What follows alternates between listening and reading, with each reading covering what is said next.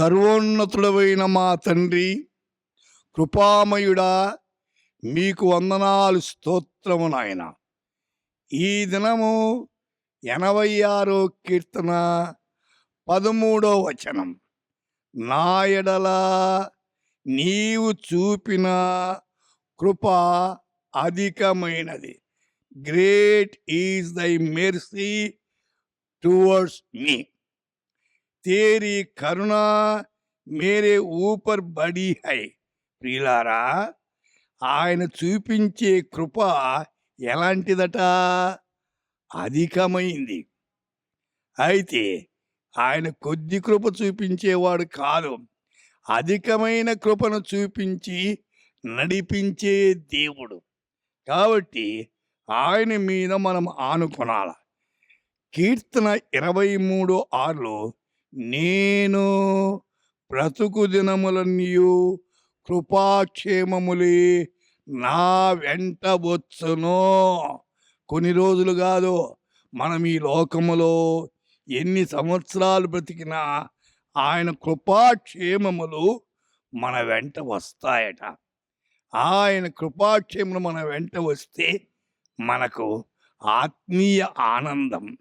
మీకా గ్రంథములో 6వ అధ్యాయములో 8వ వచనములో ఒక మాట ఉంది. న్యాయముగా నడుచుకొనుటయు, కనికరమును ప్రేమించుటయు, దీన మనస్సు కలిగి నీ దేవుని ఎదుట ప్రవర్తించుట. దేవుడు కోరేదివి. ఏం కావాలంట?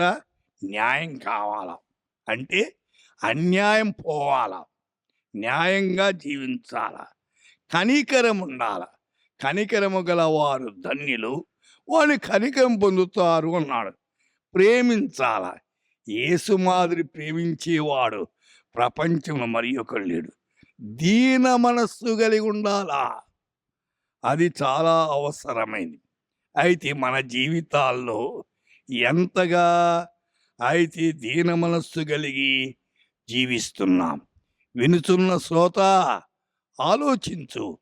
ఒక్కసారి మీ జీవితాలు పరీక్షించుకోనండి. నేడే ప్రభు సన్నిధిలో దీనత్వముతో మొరపెట్టి దేవుని ఆశీర్వాదాలు పుంజుకొనండి. ప్రార్థన చేద్దాం. మా నమ్మకమైన తండ్రి, వినుచున్న మా శ్రోతలంతా దీనత్వముతో మొరపెట్టి వారి అక్కర్లన్నీ తీర్చుకొని ముందుకు సాగేదానికి కృప దయచేయమని యేసు నామమున ప్రార్థిస్తున్నాము తండ్రి. ఆమేన్.